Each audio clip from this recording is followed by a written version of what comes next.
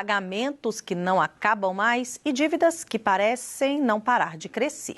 Os efeitos dos juros abusivos são conhecidos por muitos. Comuns em financiamentos, eles são mais altos do que deveriam e podem ser evitados.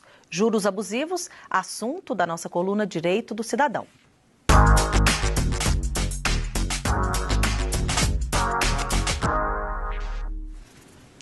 Aqui no estúdio, eu recebo a advogada Juliana Ribeiro. Boa tarde, Juliana. Boa Seja tarde, bem-vinda aqui ao Ruth. Jornal Minas. Obrigada pelo convite. E você de casa, envie sua pergunta sobre juro abusivo para o nosso WhatsApp e participe desta entrevista. O número é o 31 98362 5628.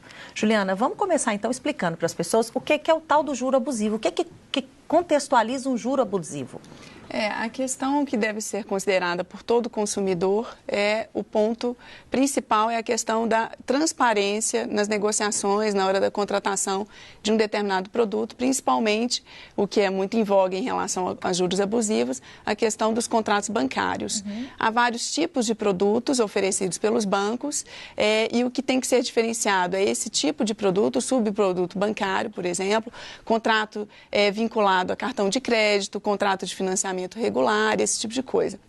E dentro dessas contratações, observar se estão sendo observadas a transparência na delimitação de todos os encargos que serão cobrados no caso de uma inadimplência. Como, por exemplo? Vamos dar um exemplo para que as pessoas entendam. Que encargos seriam esses, por exemplo, considerados justos, né? Por assim dizer. Sim, porque são vários tipos de encargos embutidos dentro de uma determinada contratação. A gente tem o que a gente chama de juros moratórios, juros remuneratórios, comissão de permanência e capitalização de juros. Tudo isso são pontos que são incluídos em contratos, dependendo do tipo de contratação que está sendo realizada. O contrato de cartão de crédito, por exemplo, tem ali embutido uma possibilidade de um financiamento, quando o consumidor não consegue pagar aquele valor mínimo, né? Não consegue atingir o pagamento do valor total que foi gasto e acaba fazendo o pagamento de um valor mínimo e refinanciando a outra parcela. O contrato de cartão de crédito tem cláusulas específicas e hoje, apesar da gente contar com o Código de Defesa do Consumidor sendo aplicado para as relações de consumo também no que tange aos contratos bancários, há uma tendência no judiciário de se entender que a observância e a aplicação do Código de Defesa do Consumidor a esses contratos não é tão ampla a ponto de desconstituir a liberdade das partes. Normalmente, todas as faturas de cartão de crédito vêm estipulando, vêm estabelecendo tudo que está sendo cobrado. A melhor forma do consumidor que está nos assistindo saber se o contrato que ele tem ali de um refinanciamento do cartão, ou então, às vezes, o próprio financiamento do veículo, se tem juro abusivo, qual que é a melhor forma? Procura um advogado ou é possível que ele mesmo, ao ler o contrato, perceba essas cláusulas abusivas? O primeiro ponto é, antes de celebrar um contrato, observar se todas as cláusulas estão bem claras, porque às vezes a pessoa está ali no momento de necessidade e tem aquela prioridade para ser resolvida. Então, o primeiro ponto é observar se o contrato está bem claro em relação a isso. Depois, no momento da fatura, observar se as cláusulas estão bem dispostas em relação ao que foi tecnicamente trazido no contrato e, em caso de dúvida, procurar um advogado.